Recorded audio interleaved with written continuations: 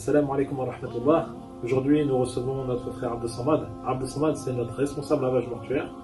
Il s'occupe de tous les lavages mortuaires, des initiations et des formations lavage mortuaire pour les frères, pour hommes, sur toute la France. Et il intervient aussi en Belgique. Et il va nous raconter quelques histoires qui s'est passées lors de ces différents lavages, afin de nous sensibiliser et de nous rappeler sur le thème de la mort. Quelques histoires vont nous raconter concernant des événements qui ont pu se passer. Oui, effectivement. Effectivement, voilà, il y a des histoires durant. Déjà là, ça fait plusieurs années. Comme tu le sais, je suis aide-soignant, spécialisé dans la prise en charge des personnes décédées. Ça fait plusieurs années que je lave les défunts, donc appelés par les familles, etc. Il y a énormément d'histoires durant la toilette rituelle qui m'a beaucoup interpellé. Et c'est pour ça que j'aimerais faire partager cette expérience auprès de notre communauté, Inch'Allah. auprès des frères et sœurs. Inch'Allah. On va pas tout dévoiler dans la même vidéo. On fera des petites séquences qui vous présenteront toutes ces histoires qui lui est arrivées, ou bien des personnes de son entourage qui lui est arrivé, qui sont très poignantes et qui ont pour vocation, encore une fois, de se rappeler de la mort.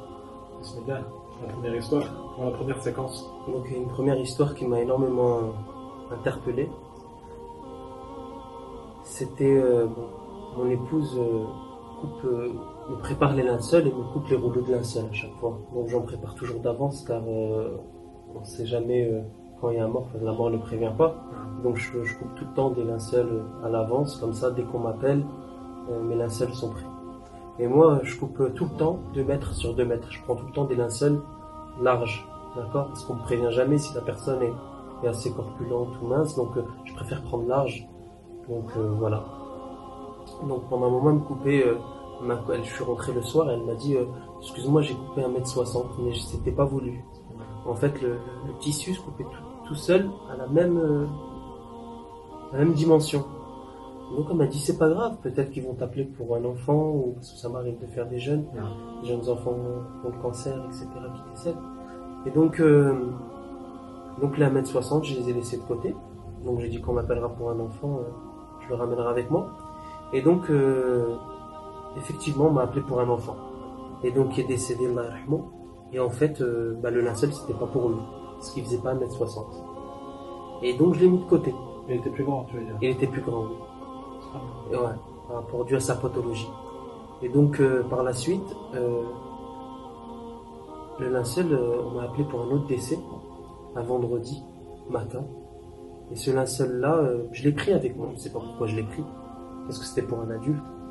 Et au moment où j'arrive pour laver le défunt, et ben il avait Wahad Nour, subhanallah, c'était quelqu'un, il avait les traces de la prière, etc.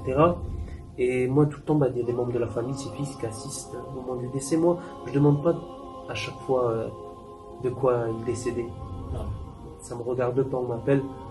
Mais c'est quand il y a beaucoup de signes lors de la toilette, je demande à chaque fois qu'est-ce qu'il faisait votre papa, ou qu'est-ce qu'il faisait votre frère, etc. Et quand c'est des signes négatifs, je m'abstiens, je demande pas. Et donc, subhanallah, je demande et tout, et son papa, je dis, il mesure combien? Il me dit, il mesure 1m57, 1m56. Subhanallah, le kfen, le linceul, il était dans ma voiture et c'était son hôtel destiné pour lui. Et son papa, il est décédé comment? En sortant de la mosquée. Subhanallah. Et ce linceul, il était destiné pour lui, subhanallah. Il lui allait à merveille. Et malgré que la personne, elle était, tabarakallah, assez corpulente, elle était légère lors de la manipulation. Parce que le défunt, on est obligé de le retourner vers le côté droit, le côté gauche, pour pouvoir le purifier. Donc, parce que tout l'eau doit atteindre toutes les parties du corps. Et donc, il était léger. Et des fois, il y a des personnes qui sont minces, et elles sont lourdes lors de la manipulation. Et ça, c'est un des signes vraiment, voilà.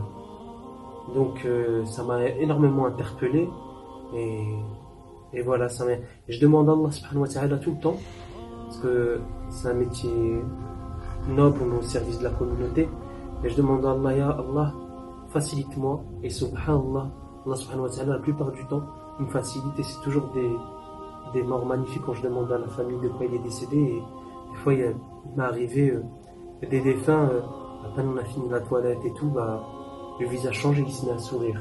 Subhanallah. Et en fait, quand je vois quelque chose, je demande auprès, parce que je suis jamais tout seul, je suis accompagné de deux coéquipiers, et je leur demande à chaque fois, je leur demande, vous voyez, et des fois même sans dire, eux ils disent, oh, il sourit, etc. Subhanallah. Et je suis vraiment satisfait. Satisfait. Barakallahu fik pour ce témoignage. Donc c'était le premier témoignage. Barakallahu fikum. On vous donne rendez-vous pour un prochain témoignage, pour une prochaine histoire. Qu'Allah vous préserve, vous et vos proches. À bientôt, Inch'Allah. Wassalamu alaikum wa rahmatullah.